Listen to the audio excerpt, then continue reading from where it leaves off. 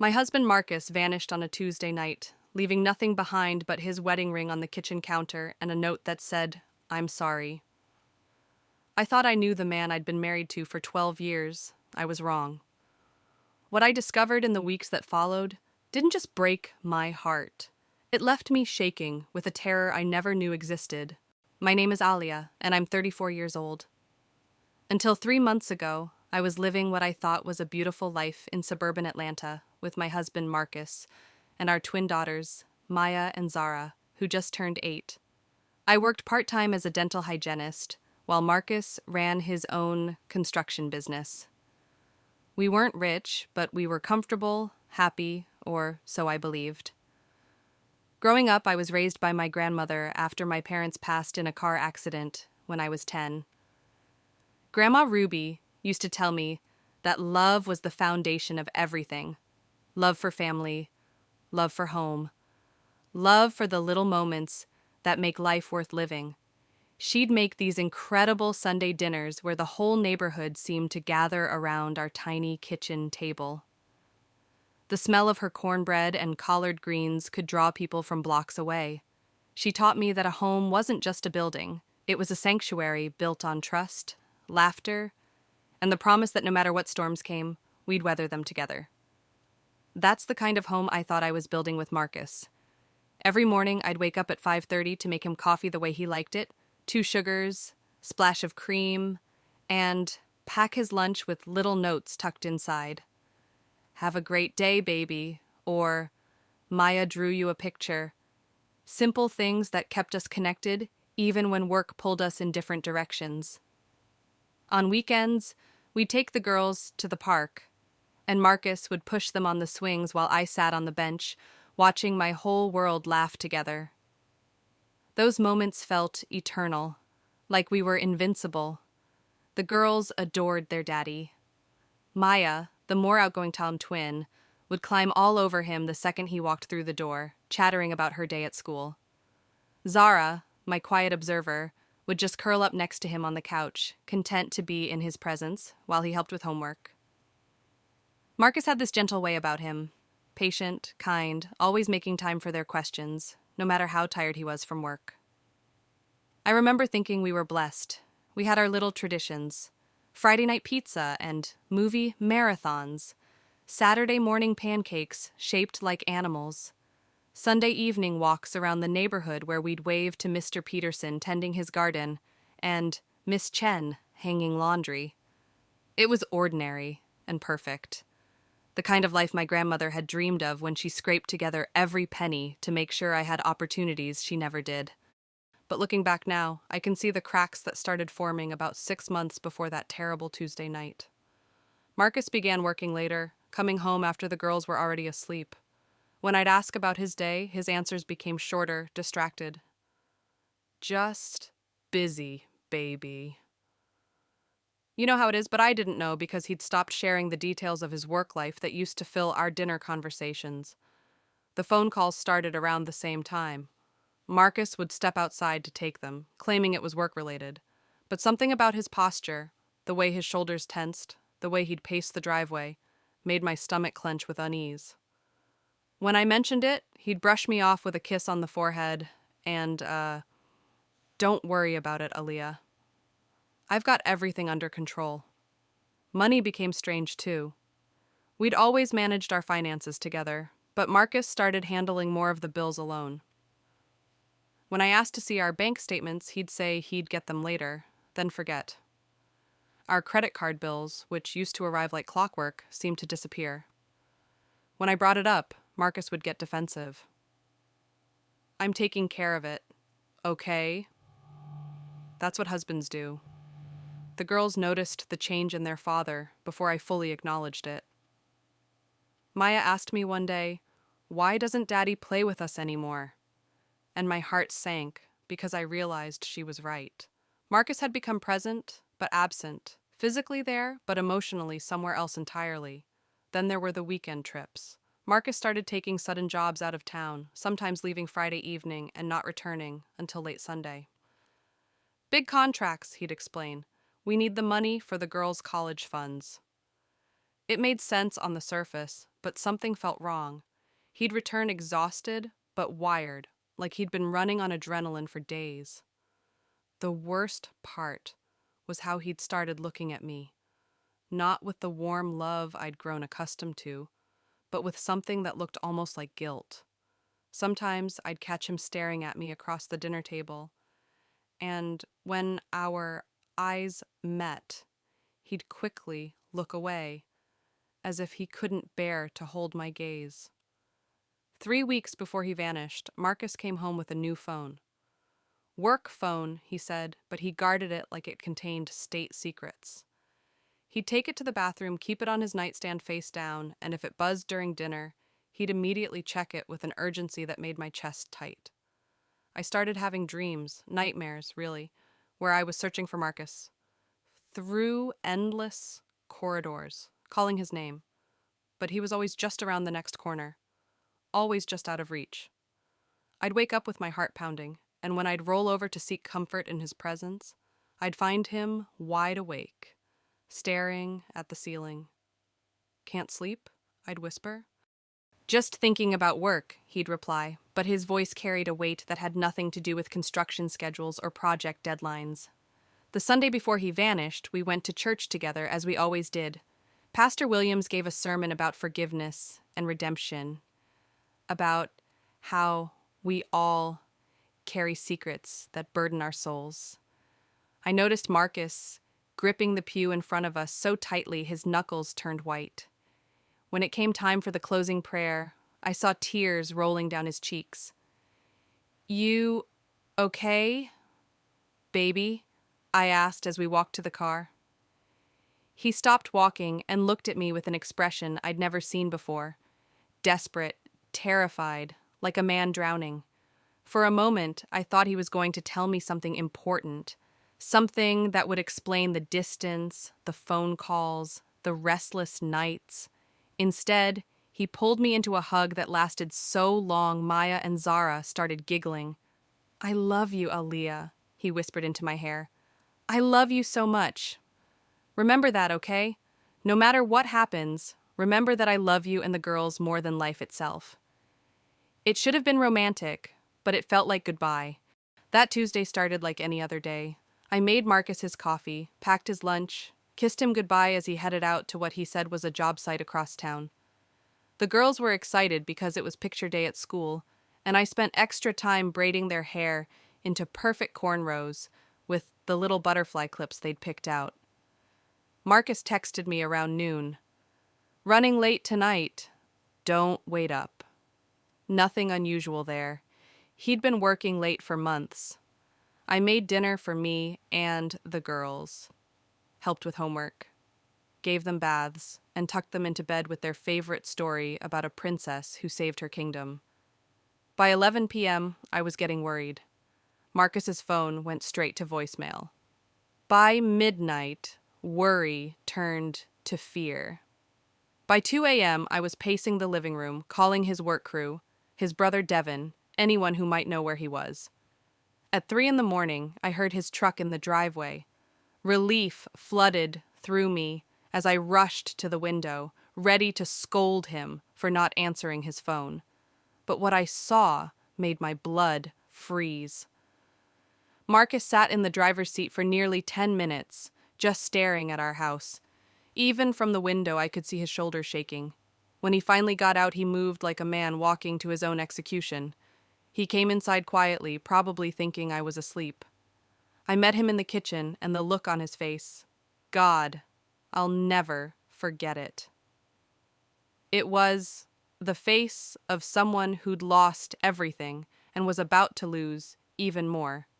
"Marcus, where have you been? I've been worried sick." He couldn't look at me. Instead, he walked to the kitchen counter and slowly slipped off his wedding ring, placing it next to the fruit bowl with a small metallic clink that sounded like a death knell. "I can't do this anymore, Aaliyah." "Can't do what?" "Marcus, you're scaring me." He pulled a folded piece of paper from his pocket and set it next to the ring. His hands were shaking so badly he could barely manage it. "I'm sorry," he whispered, and then he walked out the back door into the darkness. I stood there for maybe 30 seconds, too shocked to move. Then I ran after him, but his truck was already gone, taillights disappearing around the corner like red eyes winking out. The note was brief. I'm sorry, Aaliyah. I never meant for it to go this far. Take care of our girls. Don't try to find me. M. That was it. 12 years of marriage, 2 beautiful daughters, a life we'd built together, reduced to 3 sentences on a piece of notebook paper. I didn't sleep that night. I called the police, but they said adults had the right to leave and there was no sign of foul play. Give it 48 hours, the officer said. Most missing spouses come home. But I knew Marcus wasn't coming home. There was something final about the way he'd placed that ring on the counter. Something that told me this wasn't a temporary breakdown or midlife crisis. This was goodbye. The next morning, I had to tell Maya and Zara that Daddy had gone away on a work trip and would be gone for a while. Maya accepted it easily, but Zara stared at me with those wise 8-year-old eyes and asked, "Is Daddy coming back, Mama?" I couldn't lie to her. I don't know, baby. For 2 weeks, I lived in a strange kind of limbo. I went through the motions, work, school pickup, bedtime stories, but part of me was always listening for Marcus's truck in the driveway, always hoping this was some terrible nightmare I'd wake up from. Then the first letter arrived. It came on a Thursday, addressed to me in handwriting I didn't recognize. Inside was a single sheet of paper with a message that made my knees buckle. Your husband owes us $47,000. Since he ran away, that debt transfers to you. You have 30 days. My hands were shaking so hard I could barely hold the paper. $47,000? Where would Marcus get that kind of money? And who were they? I called Marcus's business partner, James, who'd been like family to us for years. His voice was strange when I explained about the letter. Aaliyah, you need to come to the office. There are things you need to know. James's construction office felt like a tomb when I walked in that Friday afternoon. He couldn't meet my eyes as he gestured for me to sit down. How much do you know about Marcus's business? He asked. Everything, I thought. We're partners in life and business. James pulled out a folder thick with papers. Aaliyah, Marcus hasn't worked construction in 8 months. The words hit me like a physical blow. What are you talking about? He leaves every morning. He's been gambling. Not just small-time stuff. High-stakes poker games, underground casinos, sports betting. He's been using the business as collateral. The room started spinning. That's impossible. Marcus hates gambling. His father lost their house to gambling when he was a kid. He swore he'd never... It started small, James continued, his voice heavy with regret. A few hundred here and there. But then he hit a big win, and it got its hooks in him. By the time I realized what was happening, he'd forged business documents, used client deposits for betting money, even took out loans using your house as collateral. I couldn't breathe. My house? James, we have children. How could you let him... I tried to stop him. I begged him to get help, threatened to call you myself. But he said he could fix it all with one big win, said he had a system. James's voice cracked. Aaliyah, the business is bankrupt. Marcus owes money to some very dangerous people. That's why he ran. The folder James handed me contained a horror story, written in Marcus's careful handwriting. Loan documents, betting slips, threatening letters I'd never seen. My husband, the man who read bedtime stories to our daughters, who brought me flowers just because, had systematically destroyed everything we'd built. There's more, James said quietly. The people he owes money to, they're not going to just forget about this debt. That night, after putting the girls to bed, I sat at my kitchen table staring at that pile of papers. Every document was another betrayal, another lie, another piece of the life I'd thought was real crumbling to dust. But it was the bank statements that broke me completely. Our savings account, empty. The girls' college fund, gone. Even the small emergency fund my grandmother had left me. Money I'd been saving for Maya and Zara's future. Marcus had taken it all. I found myself shaking uncontrollably, not from fear, but from rage. How dare he? How dare he gamble away our children's security and then run away, leaving me to face the consequences alone? The second threatening letter arrived 3 days later, but this one was different. It had my address, my work schedule, and a photo of Maya and Zara getting off the school bus. That's when everything changed. I stared at that photo of my babies, my innocent daughters, who had nothing to do with their father's choices, and something awakened in me that I didn't even know existed. It was my grandmother's strength, the same fierce protection that had raised me after tragedy struck our family. You want to threaten my children? I said out loud to my empty kitchen. Then you picked the wrong woman. I called in sick to work and spent the entire day making phone calls. First, I called a bankruptcy lawyer my coworker had recommended. Then I called the police detective who'd initially dismissed Marcus's disappearance. Finally, I called my cousin Denise in Chicago, the one person in our family who'd always been tougher than nails. Denise, I need help, and I need it now. Within 6 hours, Denise was on a plane to Atlanta with her husband Marcus, a former military police officer who now worked private security. When I picked them up at the airport, Denise took one look at my face and pulled me into the kind of hug that says, "We're going to war, and we're going to win." That evening, while the girls played with their cousins' kids over video chat, I laid out everything I'd discovered. Denise listened without interruption, her expression growing darker with each revelation. So these loan sharks think they can intimidate a single mother into paying her deadbeat husband's gambling debts, she said when I finished. Baby girl, they're about to learn why you don't mess with Ruby's granddaughter. The bankruptcy lawyer, Mrs. Patterson, was a small woman with steel in her eyes who reminded me of my grandmother. She reviewed Marcus's debts with the efficiency of a surgeon. "This is actually good news," she said, and I nearly laughed at the absurdity. "Good news? I'm about to lose my house." "No, you're not. Georgia law protects primary residences from gambling debts when only one spouse incurred them without the other's knowledge. Marcus forged your signature on these loan documents, which makes them fraudulent. We're going to expose every illegal thing these people did." For the first time in weeks, I felt hope flickering in my chest. "What about the threatening letters?" Mrs. Patterson's smile was sharp as a blade. "Oh, that's where they made their biggest mistake. Threatening children is a federal offense." The next morning, Detective Morrison sat in my living room, looking at the photographs and letters with new interest. Suddenly, Marcus wasn't just a missing person. He was the victim of loan sharks who were now harassing his family. "Mrs. Johnson, we're going to need copies of everything. These people crossed a line when they involved your children." But the real turning point came when I realized I didn't need Marcus to save me. I could save myself. I marched into my boss's office at the dental practice and asked for full-time hours. Dr. Martinez, who'd been my employer for 6 years, didn't hesitate. "Aaliyah, you're one of the best hygienists I've ever had. Consider it done."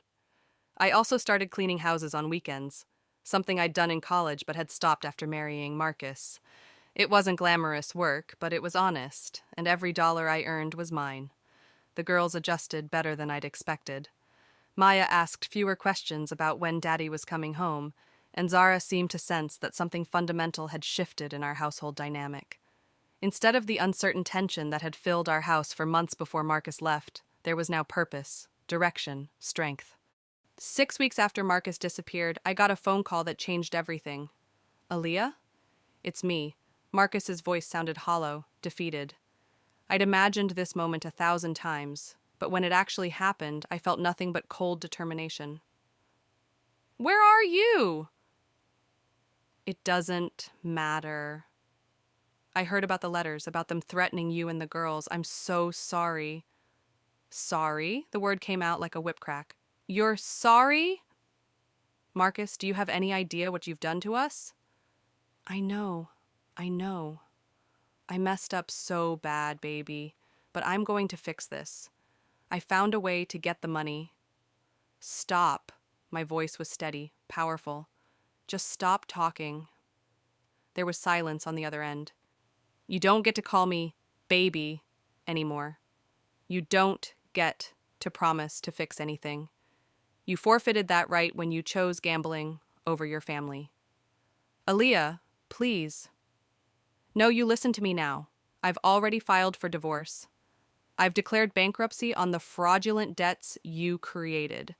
The police are investigating the people who threatened our children. I don't need you to fix anything because I fixed it myself. I could hear him crying, but it didn't move me the way it once would have. What about Maya and Zara? You can start by sending child support. The court will determine visitation rights if you ever decide to stop running and face what you've done. I love them. I love you. No, Marcus. Love doesn't gamble away college funds. Love doesn't forge signatures. Love doesn't abandon children in the middle of the night. I paused, letting that sink in. Love protects. Love sacrifices. Love stays and fights. You did none of those things. That phone call was the last time I spoke to Marcus. He never sent child support, never tried to contact the girls, never faced the consequences of his choices. In a way, that made things cleaner. The girls and I could build our new life without false hope or broken promises. 6 months later, I was promoted to office manager at the dental practice. The extra income, combined with my weekend cleaning business, meant we were not just surviving, we were thriving. Maya joined the school choir and discovered she had her grandmother Ruby's singing voice. Zara started taking art classes and painted pictures of our family, always showing 3 figures, her sister, and me, not 4.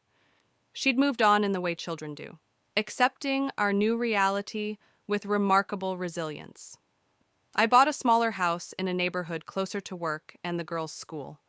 It wasn't the suburban dream home Marcus and I had shared, but it was ours, truly ours. Bought with money I'd earned free from the shadow of gambling debts and fraudulent loans. The dangerous people who'd threatened us? Detective Morrison's investigation led to several arrests. Turns out, threatening children brings federal attention that underground loan operations can't survive. On a warm Sunday evening, 6 months after Marcus vanished, I sat on our new front porch watching Maya and Zara play hopscotch with the neighbor kids. Mrs. Chen from our old neighborhood had driven across town to bring us a casserole, and Mr. Peterson had sent a care package with vegetables from his garden. My grandmother Ruby used to say that family wasn't just blood, it was the people who showed up when life got hard. Looking around at the community that had rallied around us, I finally understood what she meant. That night, as I tucked the girls into their new beds, Zara looked up at me with those wise eyes and said, "Mama, are you happy now?" I thought about it for a moment. Was I happy? My marriage was over. My trust had been shattered. The life I'd planned was gone forever. But I was free.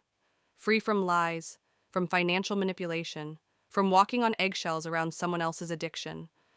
Free to build something real and honest for my daughters. "Yes, baby," I told her. "I'm happy now." And I meant it. Looking back, I realized that Marcus didn't just vanish that Tuesday night. He revealed who he'd been all along. The real Marcus was the man who could look his children in the eye while secretly destroying their future. The real Marcus was someone who chose the thrill of gambling over the safety of his family. But his betrayal also revealed who I was. Someone stronger than I'd ever imagined. Someone capable of protecting what mattered most. Someone who could build a life from the ashes of broken promises. My grandmother, Ruby, used to tell me that sometimes God removes people from your life not as punishment, but as protection.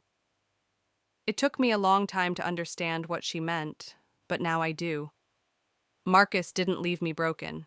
He left me free.